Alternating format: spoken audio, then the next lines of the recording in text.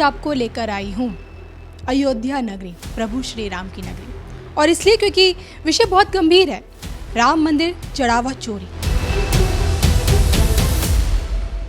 इसीलिए कह रहा हूं गली गली में शोर है और इंडी गठबंधन चोर है। लेकिन यहाँ पर अखिलेश यादव को कटघरे में क्यों खड़ा कर रहे हैं? उन्होंने तो पूरा मामला जो ये पूरा घोटाला है वो सामने लेकर आए हैं। अखिलेश यादव चूंकि उनको लगा कि अब मैं मुख्यमंत्री तो बन नहीं पाऊंगा, तो उन्होंने एक अंतिम चाल चली कि 27 का किसी तरह से हमारे पक्ष में, हमारे पाले में गेंद आ जाए।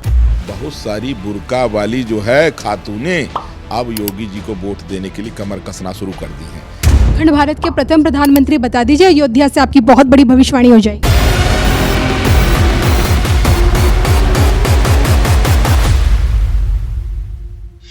नमस्कार, धर्म ज्ञान के दर्शकों का स्वागत है। मैं हूं आपके साथ कविता राणा और आज आपको लेकर आई हूं अयोध्या नगरी, प्रभु श्री राम की नगरी। और इसलिए क्योंकि विषय बहुत गंभीर है, राम मंदिर चढ़ावा चोरी। और आप जानते ही कि ये मामला कितना गंभीर है, जिसके चलते दिल्ली से लेकर पूरे देश में हंगामा मचा हुआ है। और इसकी सत्यता को समझने के लिए मेरे साथ मौजूद है एक ऐसी प्रभावशाली शख्सियत जो संत समाज से ताल्लुक़ रखते हैं और हमेशा से हिंदू राष्ट्र की पैरवी वो करते आए हैं। आइए स्वागत करते हैं हम अयोध्या से तपस्वी छावनी मंदिर पीठ के पीठाधीश्वर जगत गुरु परमहंस आचार्य जी। स्वागत करते हैं संत जी आपका, धर्म ज्ञान आपका स्वागत। जय श्री राम। जय श्री राम। हाँ, जय श्री राम। और एक लंबे समय बाद, लाखों करोड़ों भक्तों की आस्था के बाद जब रामलला का मंदिर स्थापना हुई, सब कुछ हुआ, लाखों करोड़ों राम भक्तों के दिलों में खुशी है। और उसी खुशी में इस बीच जब घोटाले वाली जो आंच सामने आती है, उस पर आप क्या कहेंगे? क्या रिएक्शन है उस पर, जो ये पूरा का पूरा मामला प्रकरण सामने आया? देखिए, अधर्मियों की सनातन को बदनाम करने की एक बहुत बड़ी साजिश थी, जो बाद में वो बेनकाब हो चुके हैं।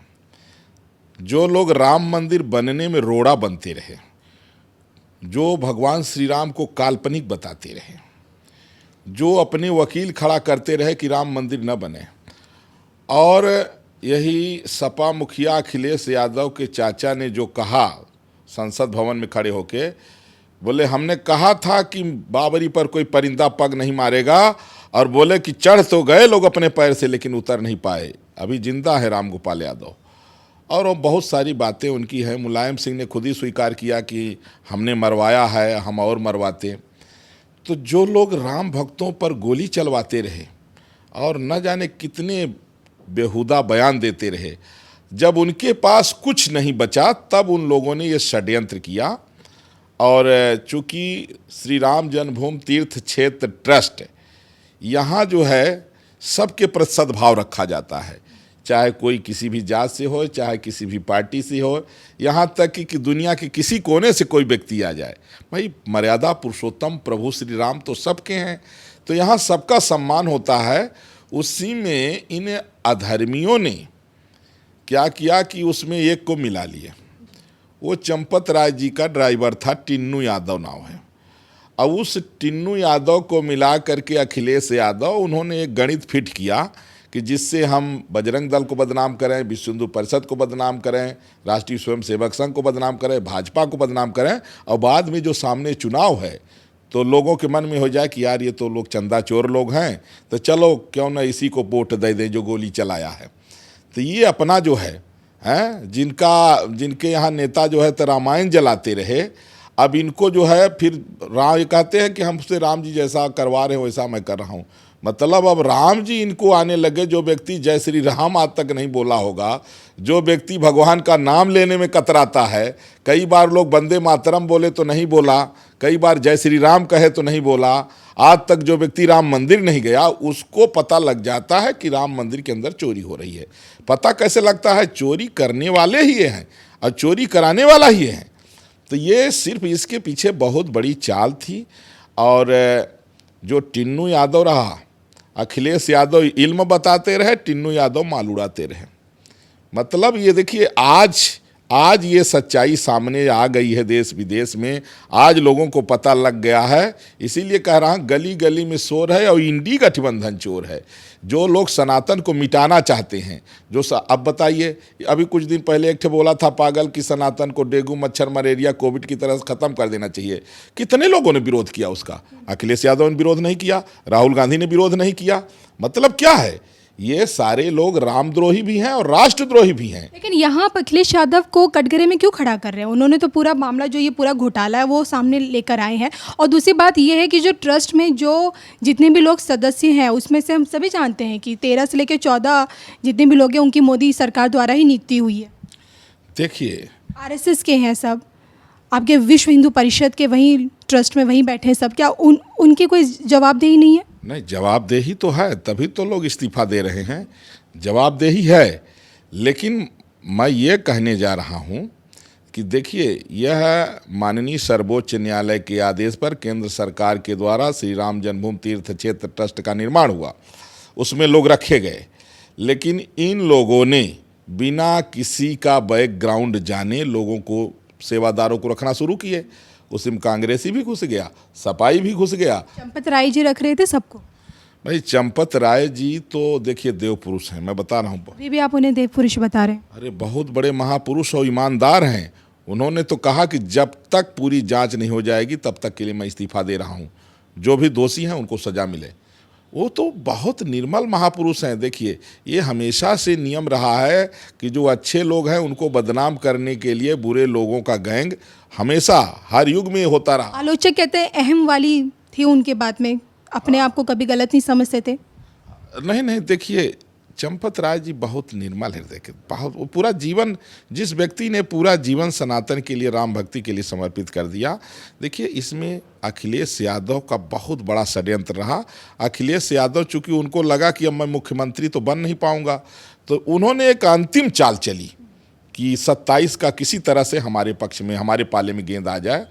लेकिन योगी जी ने तुरंत एसआईटी गठित किया। जब फटाफट पता लगने लगा, टिन्नू यादव अखिलेश यादव का कनेक्शन सामने आ गया, तो पब्लिक को पता लग गया, देश विदेश से पता लग गया कि भैया इंडी गठबंधन वाले इतने नीच हैं कि ये जो है राम के घर में अपने लोगों को घुसेर करके, श्रद्धालु बन के, और वहाँ जा कर के इतनी बड़ी घटना कर दिए।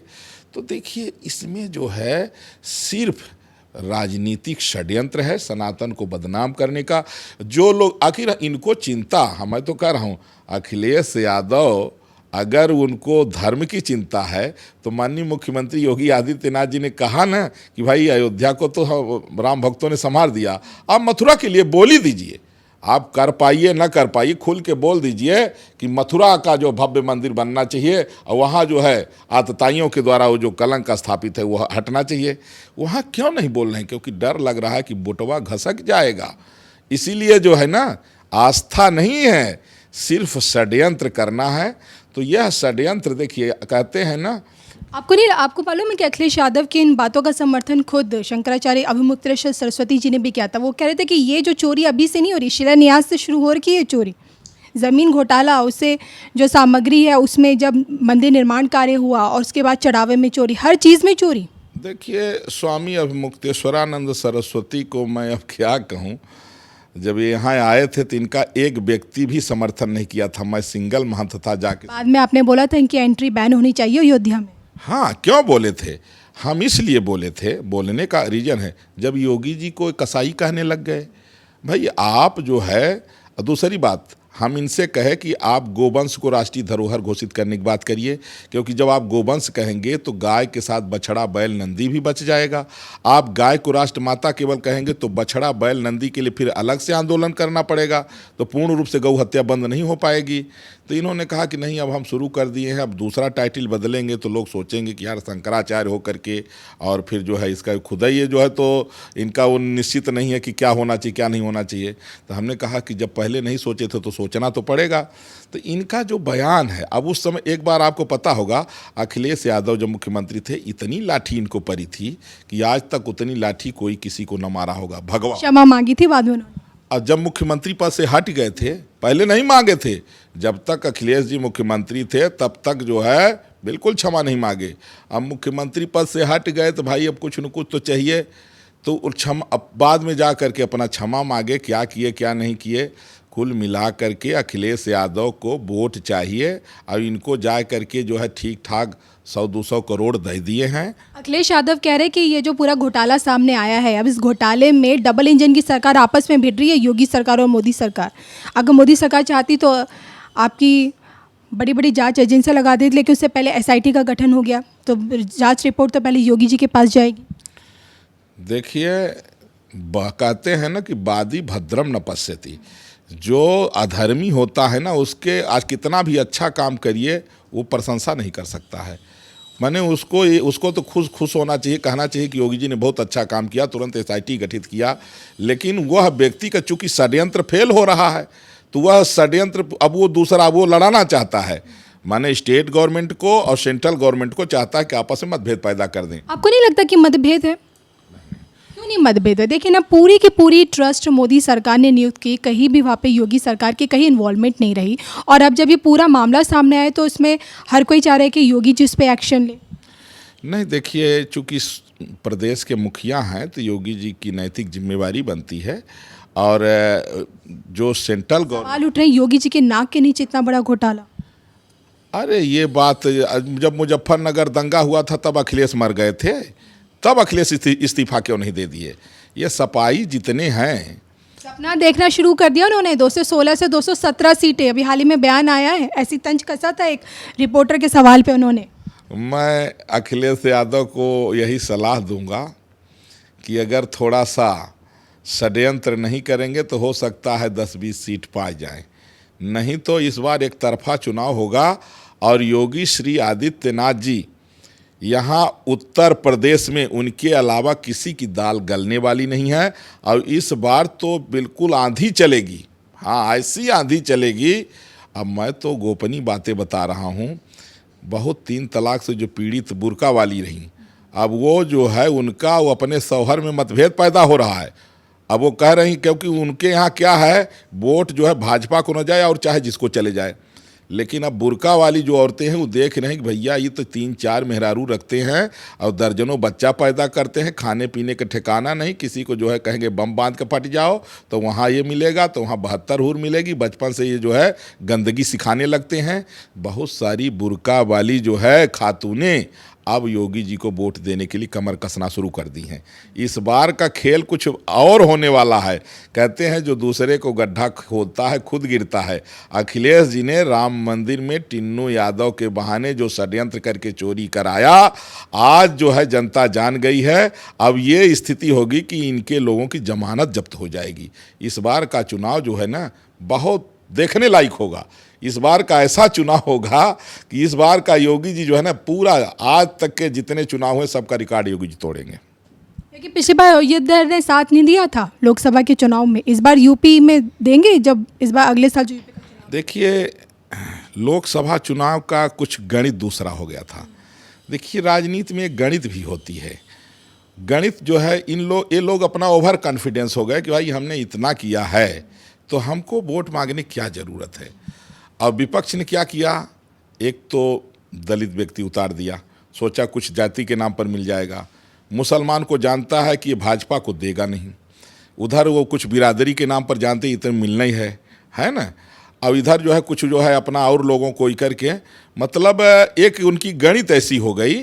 और चूंकि वोट का ध्रुवीकरण नहीं हो पाया, पहले जो है तो कुछ इधर उधर लोग बट जाते रहे, तो इस वजह से थोड़ा सा चूक हो गई है और कुछ नहीं।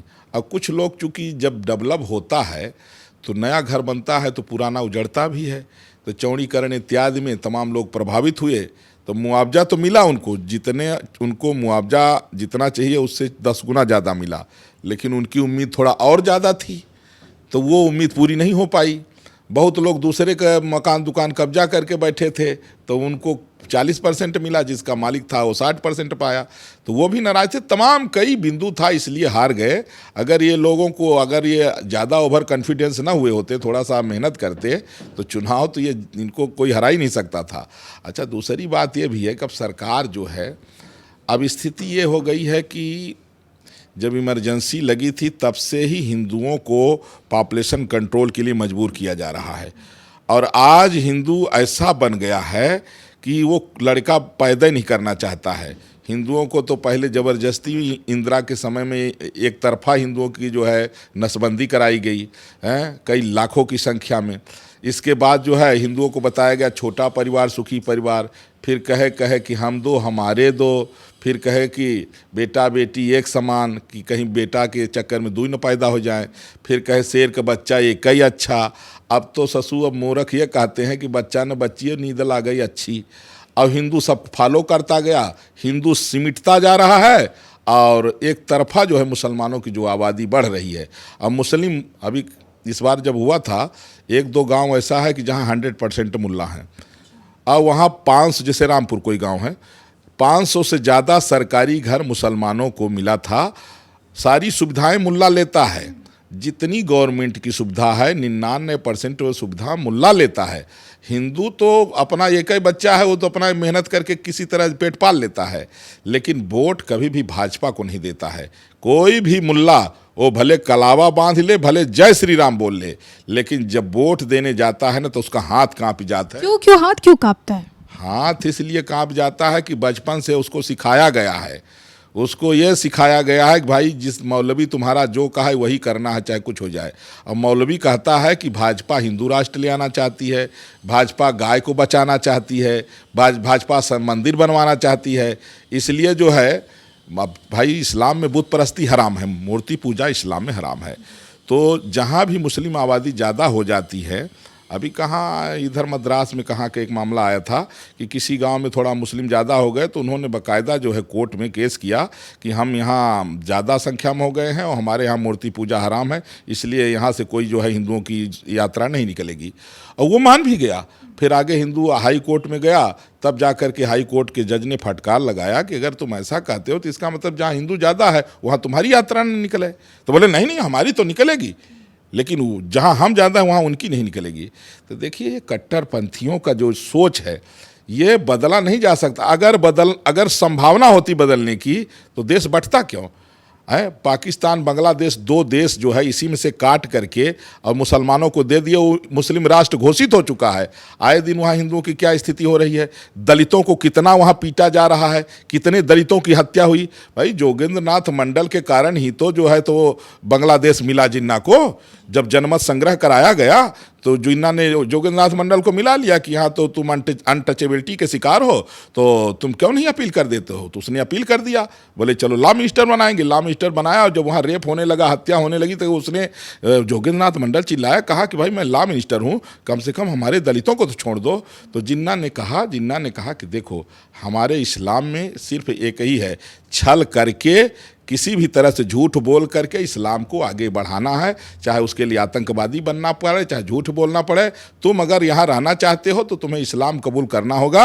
अब बोले इस्लाम कबूल भी करोगे तो भी तुम्हें वो सम्मान नहीं मिलेगा। तब वो जोगेंद्र नाथ मंडल भग के आया भारत में, मरा यहीं, लेकिन देश के साथ गद्दारी किया था।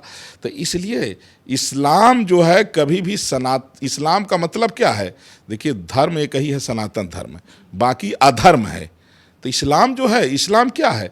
जहाँ गाय को नहीं मानते हैं, जहाँ माता पिता को नहीं मानते, जहाँ बहन बेटी को नहीं मानते हैं, चाची से शादी कर लेना, हलाला प्रथा है कि ससुर जो है पिता होता है, ससुर अपने बहू से हलाला करता है, हलाला माने बलात्कार, और मौलवी कहते हैं कि ये जायज़ है।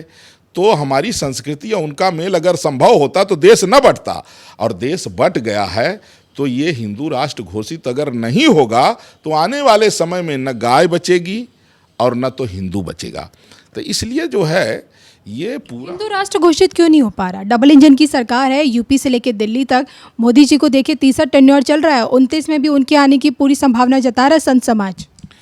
देखिए मोदी जी तो आएंगे, इस बार जो है 400 पार होगा मोदी जी का। मोदी जी में वो ताकत है कि वो हिंदू राष्ट्र घोषित कर दे, या इंतजार हो रहा है अब योगी जी के आने का? अब देखिए अगर मोदी जी करेंगे तो ठीक है, नहीं करेंगे तो योगी जी हैं, और हम लोग भी अब मैदान में आने वाले हैं। मैदान में आने वाले मतलब ये है कि 2029 में रायबरेली से मैं भी मन बनाया हूँ लोकसभा लड़ने का, क्योंकि हम देख रहे हैं भैया कि जब योगी जी प्रधानमंत्री बन जाएंगे तो यहाँ भी तो कोई चाहिए ठीक ठाक। सीट रायबरेली क्यों चुनी आपने? अब सीट रायबरेली इसलिए चुने कि चूँकि वो कांग्रेस का गढ़ बन चुका है। वो कई बार कई पंचवर्षीय बीत गई, वहाँ भाजपा नहीं आती है। तो वहाँ इसलिए चुने हैं कि भाई लड़े तो थोड़ा टक्कर हो, लगे कि कोई लड़ रहा है। अब हम लोग वहाँ से जहाँ से जीतना पक्का है वहाँ से क्या लड़ें हैं। कई बार जैसे लोग कहते हैं ना कि मोदी जी के नाम से वो लोग सांसद विधायक मंत्री बन गए जिनको एक पार्षदी एक प्रधानी जीतने की औकात नहीं थी। और सही बात है, बहुत सारे लोग मोदी जी के नाम पर जो है सांसद विधायक बन गए, जो अगर प्रधानी लड़ते तो उनको वोट न मिलता जीतने भर का। तो हम सोच रहे हैं कि मोदी जी के जो है उसमें जब उनका बिल्कुल जो है उनके नाम से तूफान चल रहा था, उस समय भी रायबरेली की सीट कांग्रेस जीती है। तो मैं सोच रहा हूँ कि जब वहाँ से थोड़ा सा मैं लड़ूंगा तब ना भगवा कहे कि वो लोग एहसास होगा लोगों को कि नहीं हाँ भगवा है। भगवा को इतना जो है ख़त्म करना इतना सरल नहीं है जो आज कह रहे हैं कि भगवा जंग का रंग है, कोई कुछ बोल रहा है। तो हमें इसका एहसास कराना है और मुख्य रूप से गोवंश को बचाना और भारत को हिंदू राष्ट्र बनाना है। क्योंकि जिस तरह से मैं देख रहा हूं कि जिहादी सांसद बन करके और संसद भवन में भरे जा रहे हैं, इनकी संख्या अगर बढ़ जाएगी तो देश खत्म हो जाएगा। तो अब ज़रूरी ये है कि हम लोग माला तो फेर ही रहे हैं, लेकिन माला के साथ साथ हम लोग अपने देश और संस्कृति को बचाने के लिए राजनीति में भी आएँ। और हमने तो निर्णय कर लिया है। अब भैया भाजपा अगर टिकट दे देगी तब तो लड़ जाएंगे, दूसरे पार्टी से तो लड़ेंगे नहीं और निर्दलीय भी नहीं लड़ेंगे। लेकिन प्रयास करेंगे कि भाजपा टिकट हमको 29 में लोकसभा चुनाव के लिए रायबरेली सीट से दे। मैं प्रयास करूंगा और मुझे जानते तो है ही हैं सब, हाँ, देश विदेश में जितने बड़े लोग हैं चेहरा से तो सब लोग जानते ही हैं। तो मुझे आशा भी है कि मिलेगा और उसके लिए जो है 1-2 बार बड़े लीडर से बातचीत भी हो गई है, आश्वासन भी मिला है और वर्क भी हमारा वहाँ चल रहा है। चलिए, हमें उम्मीद है कि आप हमें अगले लोकसभा चुनाव में चुनावी मैदान पे नजर आएंगे। लेकिन फिलहाल अभी का बता दीजिए गणित यूपी का ये जो घोटाला हुआ है इसकी आंच क्या योगी जी तक आएगी? ये जो विपक्ष योगी जी को गिराने के लिए षड्यंत्र किया है अखिलेश जी, इससे अब क्या हुआ कि चूंकि टिन्नू यादव का नाम आ गया है, अगर टिन्नू यादव बीच में न आता तो इसका बहुत बुरा असर पड़ता। कड़ी में तो चंपत राय जी भी हैं, उनकी भी जेल जाने की भविष्यवाणी हो रही है जगह जगह से। भाई हम कह रहे हैं कि जो व्यक्ति अपराध किया होगा उसको पनिशमेंट मिलेगा। चंपत राय जी ने जब चोरी ही नहीं किया है तो जेल कैसे जाएंगे? भाई चोरी जिन लोगों ने किया है उनके 8 लोग हैं, तो उसका मेन जो है मास्टर माइंड जो है टिन्नू यादव है और टिन्नू यादव को जो है इल्म बताने वाले अखिलेश यादव हैं। तो इन लोगों के ऊपर कार्रवाई हो रही है, पैसा रिकवरी हो रहा है, छापेमारी सब चल रही है और योगी जी का एक तरफा चुनाव आएगा और मोदी जी का भी इस बार 400 पार होगा और इस बार बहुत कुछ बदलाव होगा। ये जो चीन कभी घुस रहा है, कभी उधर पाकिस्तान घुड़की दिखा रहा है, कभी जो है तो बांग्लादेश जो है उधर से गीदड़ धमकी दे रहा है। तो अब आपको आगे के भविष्य में बता रहा हूँ कि पाकिस्तान बांग्लादेश फिर से नक्शा से ख़त्म होगा, भारत अखंड बनेगा और चीन जितना हथियाया है इसका जो है तो कम से कम 10 गुना ज़्यादा पीछे हटेगा। ये अखंड भारत के प्रथम प्रधानमंत्री बता दीजिए, अयोध्या से आपकी बहुत बड़ी भविष्यवाणी हो जाएगी। मुझे तो लग रहा है कि योगी श्री आदित्यनाथ जी अखंड भारत के प्रथम प्रधानमंत्री बनेंगे और उनके सहयोग में हम लोग भी रहेंगे। अयोध्या से बहुत बड़ी भविष्यवाणी परमहंस आचार्य जी की कि अखंड भारत के प्रथम प्रधानमंत्री कोई और नहीं बल्कि भगवाधारी बाबा योगी आदित्यनाथ जी। इजाज़त दीजिए, नमस्कार।